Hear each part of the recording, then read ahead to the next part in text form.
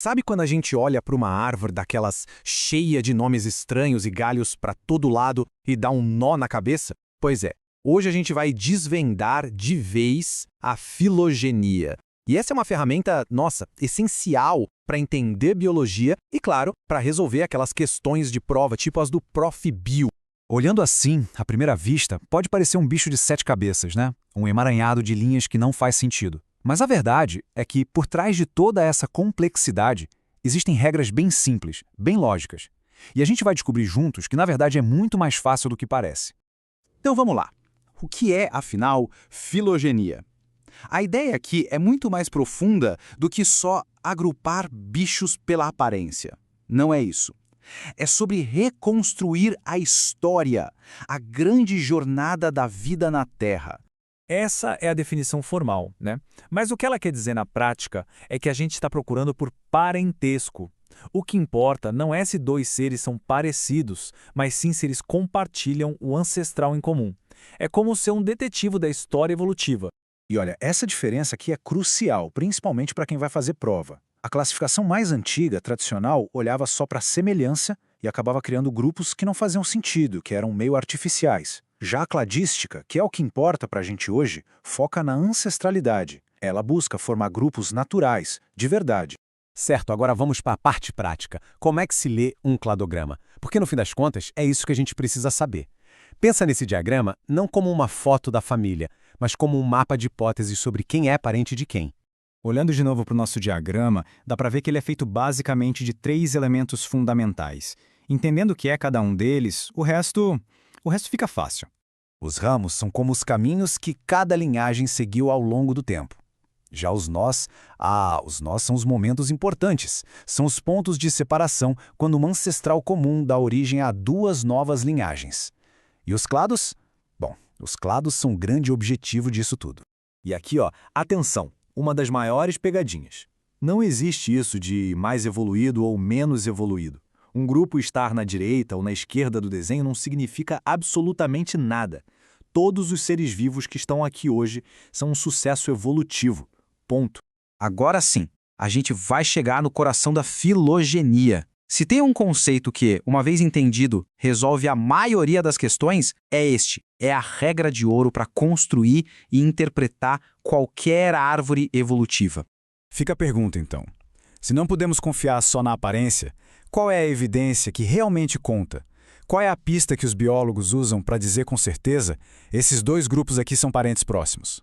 Primeiro, a gente precisa entender 2 palavrinhas. Pensa assim, plesiomorfia é uma característica antiga, uma herança de um ancestral lá de trás, tipo ter coluna vertebral. Todo vertebrado tem, então não ajuda a separar os grupos mais próximos. Já a apomorfia, essa é a novidade evolutiva. É algo novo que surge em uma linhagem específica. E é aqui que a mágica acontece. Quando essa novidade, essa apomorfia, é compartilhada por vários grupos porque eles herdaram de um mesmo ancestral exclusivo, a gente chama isso de sinapomorfia.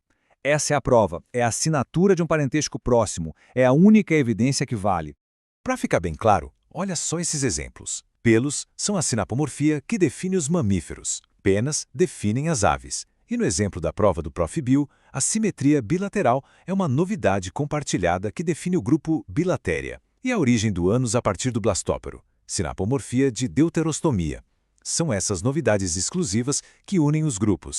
Beleza? Então, usando a nossa regra de ouro, a sinapomorfia, a gente consegue finalmente fazer o que a filogenia se propõe, identificar os grupos evolutivos que são válidos.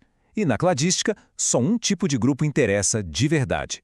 Esse grupo é chamado de monofilético ou, mais simplesmente, de clado. E tem um teste infalível para saber se o grupo é um clado, que é o teste do corte. Imagina que a gente pega uma tesoura e corta o galho de um ancestral. Se tudo que cair junto for um ancestral e todos os seus descendentes, sem faltar ninguém, pronto, é um clado. Olhando de novo para nossa árvore, o grupo deuterostomia é um clado perfeito. Se a gente cortar lá no ancestral dele, todos os descendentes, como os equinodermos e os cordados, vêm junto. Não fica ninguém para trás. É um grupo natural.